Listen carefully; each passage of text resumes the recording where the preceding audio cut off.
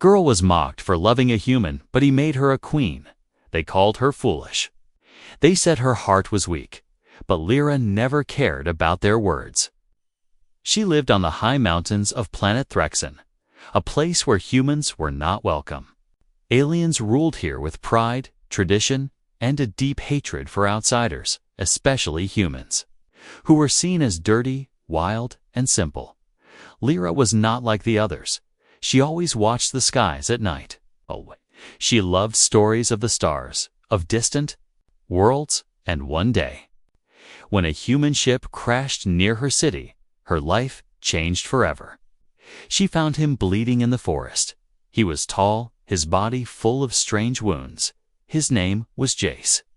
He looked up at her with tired eyes and whispered, "Help." Lyra should have walked away. Helping a human could mean punishment, even exile. But something about him made her stop. She tore part of her robe and wrapped his arm. She pulled him behind the trees, hid him in a cave, and gave him water every day. She brought him food and herbs. And every day, they spoke softly, secretly. He told her about Earth, about laughter, dancing, and chocolate. She told him about her world, where no one smiled and love was a secret. Lyra laughed for the first time in years, and Jace smiled when she did. They were from different worlds, but something between them grew strong and warm, like a fire hidden under the snow. But someone was watching. One of the guards saw her walking with food in her hands. He followed her one night and saw the humans sleeping in the cave the next. Morning whispers spread like poison. "She loves a human," they said. "She's a traitor," others hissed. Even her own friends turned their backs. Lyra walked through the market, and people spat near her feet. The noble girls pointed and laughed. One even said, "Maybe the human likes her ugly face." Her father, a powerful general, called her to the hall. His face was stone. His voice sharp like a blade. "You shame this family," he said. "Do you even understand what you're doing?" She tried to speak, but he raised his hand.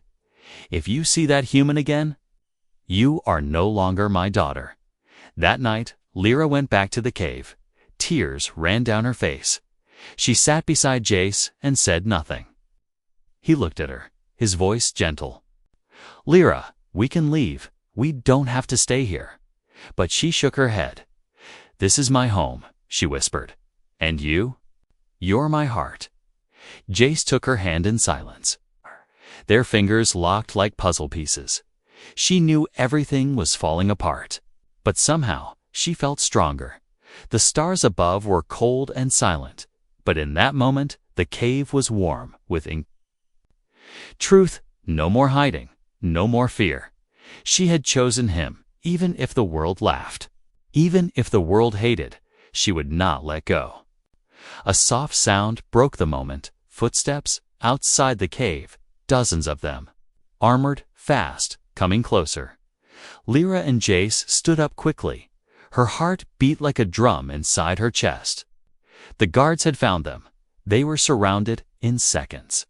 Jace raised his hand slowly. Lyra stepped in front of him. "Don't hurt him," she begged. "He's not a threat." The captain of the guard laughed. "You think we care about that?" He looked at Jace with disgust, then turned to Lyra. "For your crimes, you'll both be judged." They were taken in chains, dragged through the streets like thieves. People gathered, yelling and throwing stones, but Lyra held her head high. She was not ashamed. She was not afraid, because even in chains, she had love. And that was something no one could take. They thought he would never come back. They said humans never kept their promises. They said she would grow old waiting under an empty sky. But Lyra waited anyway. Each morning she stood by the cliffs, looking toward the stars, even when the chains around her wrists were still healing, even when people whispered and mocked her, even when her father no longer looked at her. They had taken Jace from her, dragged him into a cold cell deep under the city. Lyra had screamed, fought, cried, but no one listened. He was a human, they said. He had no rights here. Then one day, the sky tore open. A giant human ship pierced through the clouds like a burning spear. The winds howled, lights flashed, alarms screamed across the city. Alien soldiers rushed to battle stations. Everyone thought it was an attack, but it wasn't. The ship hovered above the city gates, silent, unmoving. A single voice echoed from the sky. "This is Captain Jace Walker. I am here for Lyra." Lyra gasped when she heard his voice. She was being kept inside the stone temple. Under watch, the guards scrambled, confused. How was this human a captain? How had he returned with a ship bigger than their palace? Outside, crowds gathered. The High Council stood tall, dressed in gold, pretending not to be afraid. The lead elder raised a hand and shouted, "No human demands anything here." The ship opened slowly, light poured down, and Jace stepped out not in chains, but in command. He wore a black coat with glowing lines. Beside him were armored human soldiers with strange weapons, but Jace held no weapon. He only carried a small flower blue, soft, trembling in the wind. Lyra's breath caught in her throat when she saw it. The blue flame lily, her planet's rarest flower, the one said to bloom only for the one your soul belongs to. Jace walked calmly through the crowd. Guards moved toward him, but one glare from his men stopped them cold. He looked straight at the temple steps where Lyra stood. Her eyes were wide, her hands shaking. She couldn't believe he had come back, not like this, not with power, but with love. He knelt before her. The whole city froze. He offered her the flower and said, "I told you I'd return."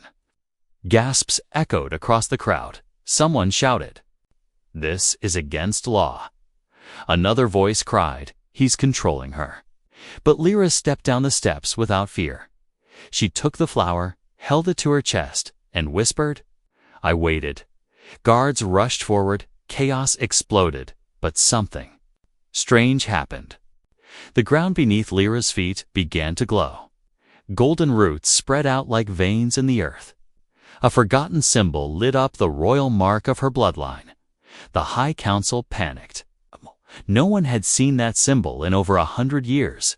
It was said to only awaken when true royalty returned. Lyra didn't know how it happened, but the mark accepted her because she had chosen love over fear. Because she had suffered and still stood, the people stopped shouting. They started bowing. Jace stood beside her, unsure what was happening. She took his hand and squeezed it. "They called me foolish for loving you," she said softly, "but today the stars call me queen." The lead elder stepped back, his voice shaking. "This is a mistake," he hissed. But even the guards now lowered their weapons. The old rules were breaking, and a new story was being written with every step Lyra took. Jace turned to her as they stood above the city. He smiled, not because he had won something, but because she had chosen him and still rose, but deep inside the palace. Someone watched from the shadows. A jealous voice whispered in the dark, "If I can't have the crown, then she can't either." A plot was rising, and love alone would not be enough to stop what was coming next. The arrow missed her head by an inch. Lyra didn't scream. She just turned slowly, eyes scanning the shadows. Someone wanted her dead. The night was quiet, too quiet. Wind moved the trees like whispers of warning. Jace stood at her side, hand already on his small blaster. They were walking through the garden behind the palace ruins. No guards, no crowd, just the sound of footsteps that didn't belong to them. She had been queen for only 2 days, but already there were those who wanted her gone, not because she was weak, but because she had chosen a human as her heart, another. Arrow flew this time straight toward Jace. He ducked just in time. It buried itself into a stone pillar behind him. Lyra didn't wait. She ran into the shadows, her hand glowing faint with alien light. The attackers wore black cloaks and metal masks. They didn't speak, but their eyes burned with hate. They charged, swords drawn, their steps silent. Jace fired once, twice. But they were fast, too fast. He shouted her name as one leaped over a wall and came down on him. But the sword stopped in midair. Lyra's power caught it, wrapped it in light, and crushed it like glass. She screamed, her voice shaking the leaves. A wave of blue energy shot out from her chest and through the attacker's back. Even Jace had to step away as the ground cracked beneath her feet. She had never done that before. She didn't even know she could. The attackers ran, disappearing into smoke, but one stayed behind, injured, crawling. Jace grabbed him, pulled off the mask. What they saw made Lyra freeze. It was her cousin, the same one who used to braid her hair when she was young. Now his face was twisted with anger. "You should have stayed silent," he hissed. "You brought shame on us all." Lyra stepped forward, eyes burning. "I brought change," she said quietly. "But you chose hate." Jace didn't say anything. He just looked at Lyra, wondering how many more of her own family wanted her gone. The next morning, the palace gates were shut tight. The council demanded answers. Lyra stood before them. No crown, no gold, just the truth in her voice. "They tried to kill me," she said. "Because I chose peace," the elders whispered among themselves. One asked, "And what will you do now, queen of broken bloodlines?" She didn't flinch. "I will lead," she said, "but not by your rules." There was silence, until a young soldier walked forward and knelt. "Your light saved my sister," he said. "I follow you." Then another stepped forward. Then two more. Soon, half the room had bowed. Jace watched from the corner, silent, proud, but he knew what was coming next. They had touched something deep, something old, something dangerous. A war was coming, not just with swords and fire, but with hearts, old wounds, and the ghosts of traditions. That night, Lyra stood alone in the tower. The moonlight touched her face gently. She heard footsteps, turned to see Jace holding a small box. He opened it slowly. Inside was a silver ring, shaped like two stars crossing. "Not a crown," he said, "but it means I'm yours. If you'll have me." She didn't speak. She just hugged him, tight, quiet, real. But outside the tower, across the distant mountains, the exiled princes lit the signal flame. A forgotten army was waking, and they marched not to fight her, but to destroy everything she stood for. The sand screamed when she stepped on it. It wasn't wind, it was voices, old, broken voices trapped in the dust for centuries. Lyra didn't look back. Behind her, the last mountains faded into red fog. Ahead was the wailing desert, a place cursed by her ancestors. No one returned from it. No maps led through it. But that's where the answer was hidden. Jace walked beside her, breathing slow, alert. His boots sank into the soft ground with each step. He didn't ask why the sand made sounds. He didn't ask why the sky had turned dark, even though it was noon. He just followed her because he trusted her. The stars had warned her in a dream. A woman with silver eyes had said, "If you want to break the old chains, you must find the crown buried in the dead." They didn't bring guards, didn't bring drones, only a single bag of water, a light, blade, and courage. Jace joked that it felt like a honeymoon. Lyra smiled, but her eyes stayed sharp. The ground cracked suddenly, a bone, then another. They had stepped into a field of skeletons, alien skulls with twisted horns, long arms, broken weapons. Jace knelt and picked up a golden pendant buried in ribs.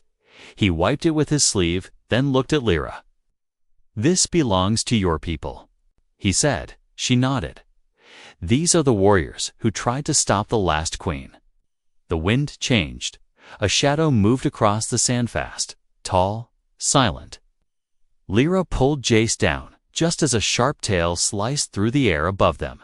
It was not a beast. It was something worse. A guardian, built from bones and starlight, eyes empty but burning white. It walked on 4 legs, taller than a tree. Its breath froze the air around them. Jace fired his blaster. The shots passed through the creature like dust. It didn't stop, it didn't slow. It just growled a sound like thunder dragged underwater. Lyra stood up, her hand glowing again. This time, brighter. She stepped toward it, even as Jace yelled for her to run. "I have her blood," she whispered. "She called me here." The Guardian paused, its head tilted. Then it did something no one expected. It knelt, the ground shook, bones rattled, and before them, the sand parted like water. A staircase of stone rose from beneath the earth. Lyra and Jace looked at each other. Neither spoke. Together, they stepped. Into the darkness below, the air was cold. Not natural cold. This was the cold of forgotten places. The stairs ended at a chamber lit by glowing blue fire. On the wall was a mural. It showed a woman with Lyra's face standing over thousands. Beside her stood a human. Jace blinked in disbelief. This was drawn. Long before we ever met, at the center of the chamber was a floating crown. It wasn't gold, it wasn't metal. It was made of light, shifting shapes, memories, and old promises. Lyra reached out, her fingers shaking. She touched a tander. Mind exploded. She saw battles, betrayal, kisses, cries. She saw the first queen, her great ancestor, standing in front of a crowd. She had fallen in love with a human too, and for that they erased her name from history, erased the truth, and locked this place with blood and lies. When Lyra opened her eyes, the crown was gone. But something new shined on her forehead, a mark, glowing softly. Jace touched it gently. "You're ready now," he said. But Lyra didn't smile. "Something's wrong," she whispered. She turned and looked up the stone steps. The desert had gone silent, too silent. Then they heard it. War drums in the distance. The exiled princes had found the city unguarded. They had attacked in her absence. Fire rose in the skies far away. Lyra grabbed Jace's hand. "We go now," she said, but even she didn't know if they would arrive in time. And if they did, would her people still want a queen who brought a human to the heart of their past? The throne room was on fire, not from flames, but from silence. Heavy, bitter, waiting silence. Lyra walked across the scorched floor. Her boots left soft prints in the dust of war. Jace followed behind her. Blood on his sleeve. The city had been attacked while they were gone, and the gates had fallen faster than anyone believed. Her people stood in circles, wounded, angry, unsure. Smoke still rose from broken towers. Alien soldiers leaned on spears, tired eyes watching her. None of them bowed, not yet. The crown on her head shimmered faintly, made of light. Not gold. It floated above her like a ghost of history. Proof she had entered the ancient place. Proof she was chosen. But still, many didn't accept it. Because of the human beside her, the High Council stepped forward, or what was left of it. Only 4 elders remained. The others had either fled or were burned. The eldest, with a cracked voice, spoke slowly. "You return from the desert and expect loyalty." He stared at Jace, then added, "With a human at your side." Lyra didn't answer. She walked past him and stood on the edge of the throne platform. Her voice was low, but clear. "I don't expect loyalty," she said. "I demand truth." Murmurs rose in the room. A few stepped back. Some stepped forward. But no one attacked. Not yet. Jace kept his hand close to his weapon. Not to defend himself, but to protect her. He had already taken a blade to the shoulder during the ambush earlier. He hadn't flinched, not when Lyra screamed his name, not when her people blamed him for bringing war. But now the real test began. The ritual of the crown. An ancient tradition. Any royal blood could challenge the crown holder, not through votes or speeches, but in combat. Not to the death but close. A tall alien woman stepped forward, muscles thick, face marked with battle ink. "I challenge," she said coldly.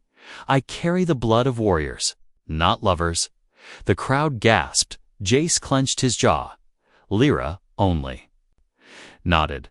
The throne room floor shifted, dulled stones glowing blue as the ritual circle lit up. Sparks rose from the cracks, and a wall of light sealed them inside. Lyra and the challenger raised their hands. No weapons, only truth and strength. The woman struck first fast, brutal. Lyra blocked it with her arm, but staggered. The crowd murmured again. She's weak, someone whispered. She lost her edge in the human's arms. Jace heard it all, but he didn't look away. He only whispered, "You're stronger than they know."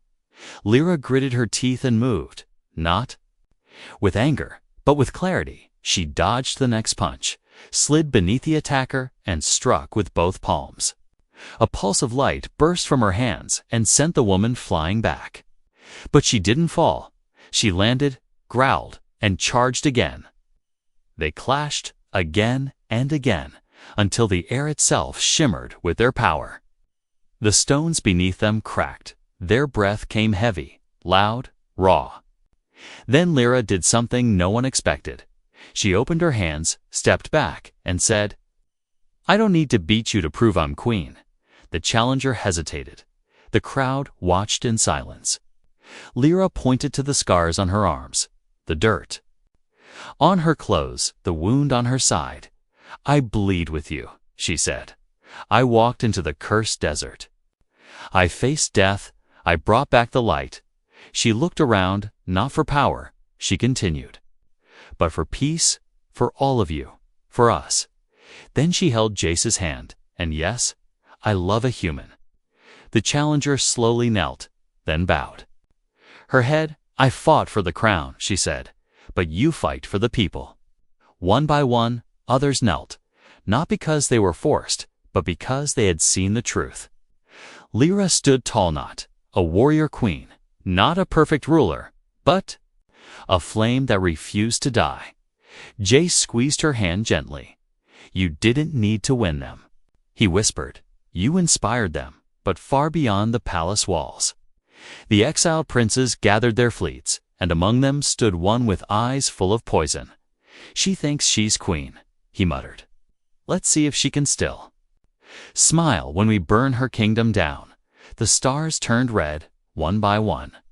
They vanished from the sky, covered not by clouds, but by warships. Lyra stood at the top of the tower, eyes fixed on the darkness above. She didn't blink. She didn't breathe. She just listened to the humming engines, the war drums in the sky, and the steady beat of her heart. Jace was already in armor. Not fancy or royal, just strong and real, built for survival, not ceremony. He loaded his weapon in silence, but his eyes never left her face. The exiled princes had come, not with messengers, not with threats, but with fire.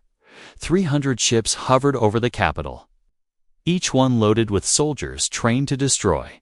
These weren't rebels. These were kings waiting, war-born and hate-fed. And they wanted the crown. They wanted Lyra's head. And they especially wanted the human at her side. She could have hidden. She could have surrendered the crown, but she didn't move. Instead, she stepped forward on the balcony and raised her voice. "I will not kneel," she said. "If I fall, I fall standing." The people cheered, but fear still lived behind their eyes. They had seen ships like this before. Last time, half the city burned. This time, the whole world could fall. The first strike came before sunrise. A massive blast hit the western wall. Stones shattered. Towers crumbled. Screams filled the air, and Lyra ran into it. Not away. Jace followed, firing into the dust. He covered her as she pulled survivors from burning wreckage. Alien mothers, children, wounded soldiers, they all looked at her differently now. Not just as queen, but as someone who bled beside them. Hours passed like seconds. Lyra fought with blades made of light. Jace fought with grit, speed, and strange earth, tricks throwing sand into eyes, dropping enemies with elbow strikes. They fought back to back, like fire and steel. Then the gates fell. The princes marched in, clad in black armor, riding machines that crushed the ground, and behind them walked a figure no one expected. Lyra's father, his armor was gold, but his face was cold. He raised his hand, and the crowd parted. "Step down," he said to her. "You were never meant." For the crown, Lyra stared at him, eyes full of pain not from his betrayal, but from the silence that followed it. So many still feared him. So many still believed the old ways. But Jace stepped beside her, his voice calm but sharp. "You had your time," he said to the general. "You ruled with fear." The old man looked at him with disgust. "You speak like one of us," he said, "but you'll always be a visitor." Then Lyra spoke, louder than any weapon. "I choose him," she said. "I choose a future where love is not a crime." She stepped forward and raised her hand. And for the first time, the crown above her didn't just glow, burned. A wave of golden light shot out in all directions, blinding, roaring, unstoppable. The enemy machines froze, weapons jammed, ships trembled in the sky. The exiled princes staggered. Her father fell to his knees. "What is this?" he gasped, and Lyra answered, "This is the real power of a queen who leads with heart." But power has a price. Lyra fell to the ground, her strength fading. Jace caught her before she hit the stone. Her skin was cold, her eyes closing. "You used too much," he whispered, but she smiled weakly. "They'll live," she said. "That's enough." Jace looked up at the burning sky. Enemy ships now retreating. The battle was not over, but the people had chosen their side. And Lyra had become more than queen. She had become a symbol. But deep inside one of the remaining warships, a new figure watched through a red screen. Mechanical eyes scanning the ruins. A voice whispered, "She is not the last." And far above the stars, something even older than empires had just awakened. They wrapped her in silence, not cloth, not gold, just silence. The kind of silence that comes after a storm. Lyra lay still in the recovery chamber, her body weak, her mind between dreams and fire. She had poured every piece of herself into saving the city, and now? Even breathing felt heavy outside the walls. The world was different. The skies were clear. The enemy ships had gone, and the people no longer whispered doubts when they spoke her name. They called her Starblood. They called her the Queen of the New Age. But none of that mattered to Jace. He only cared about the rise and fall of her chest and the way her hand slowly found his. Even in sleep, he hadn't left her side. Not for a second. Not during the healing, the rebuilding, the 1,000 decisions others wanted her to make. He made only one decision: stay. When she finally opened her eyes, she didn't speak. She just looked at him, and her eyes said everything. "Thank you. Don't leave. I'm still here." He smiled and kissed her hand. "You saved everyone," he whispered, "but I only ever wanted to save you." She sat up slowly. The crown floated above her again, but it was brighter now, calmer. Like it finally understood who she was. There were visitors, dozens, hundreds, old warriors, young children, even the last of the council. They all came to see her, to bend the knee. But she stopped them with a raised hand. No more kneeling. She said, "We rise together, or not at all." The city began to heal. New walls, stronger bonds. And for the first time in its long history, humans were welcomed inside without fear. They walked beside aliens in the market, worked in the towers, laughed in the gardens. Something no one believed could happen, not until she made it happen. But peace never lasts forever. Not in a galaxy full of secrets. One morning, a strange ship landed. Old, broken, but glowing from within. A child stepped out, human in shape, but eyes like mirrors. He held a piece of tech older than any recorded time. He said nothing, just handed Lyra a star-shaped crystal. She touched it, and her vision split in two. She saw a throne, not here, but light years away, empty, cracked, calling her name a second crown, a second war, a secret buried before even her people had memory. She staggered back, heart pounding. Jace caught her. "What did you see?"